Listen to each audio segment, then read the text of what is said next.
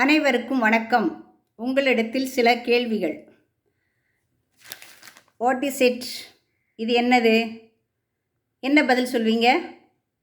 News பேப்பர்னு சொல்கிறீங்களா, செய்தித்தாள்னு சொல்கிறீங்களா? பதில் என் காதுக்கே கேட்குது. அது மாதிரி இது என்ன, புத்தகமா, புக்குன்னு சொல்வீங்களா? சரியா? இதே மாதிரி ஹாட் சம்மர் டேயில் வீட்டில் உட்காந்துருக்கீங்க, ரொம்ப ஸ்வெட்டாக இருக்குது. உங்கள் பையன்கிட்ட அந்த மின் விசிறியை போடுன்னு சொல்வீங்களா, ஃபேனை போடுன்னு சொல்வீங்களா?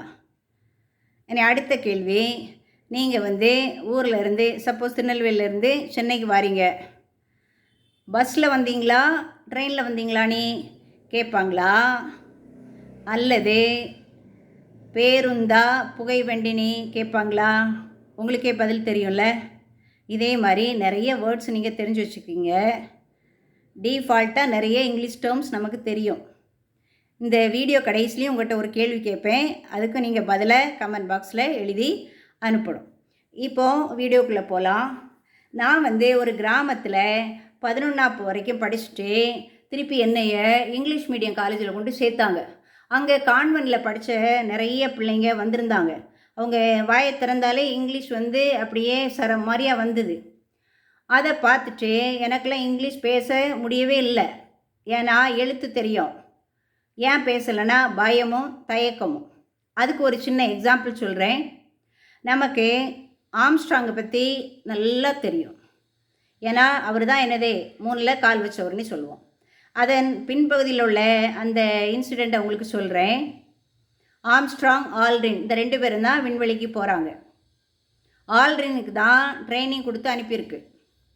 கீழே இருந்து நோட்டிஃபிகேஷன் போகுது.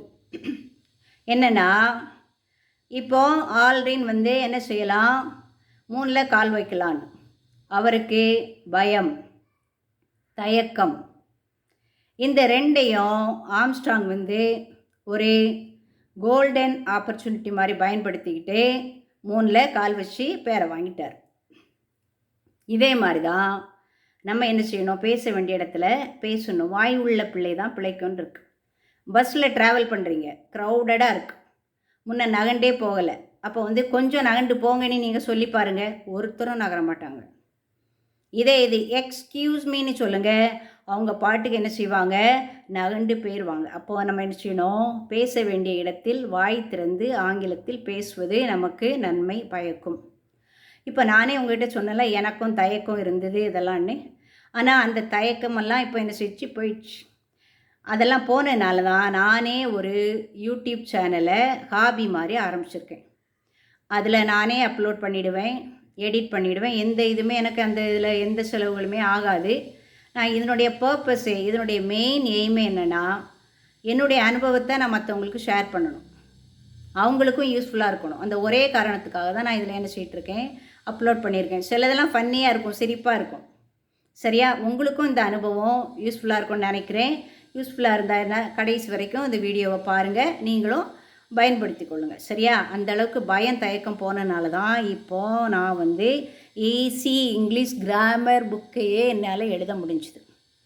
இதே மாதிரி உங்களாலும் முடியும். If I can do, why can't you?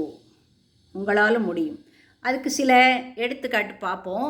இப்போ இங்கே பாருங்கள். Gourd, bitter gourd, scarlet gourd, bottle gourd, ridge God.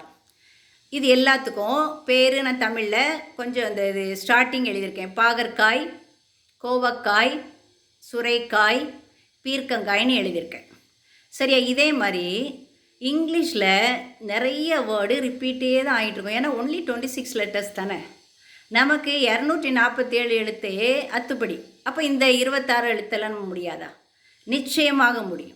அப்போ நீங்கள் என்ன செய்யணும், முயற்சி செய்ய வேண்டும். முயற்சி பயிற்சி ஒருவனை வெற்றியாளனாக மாற்றும்.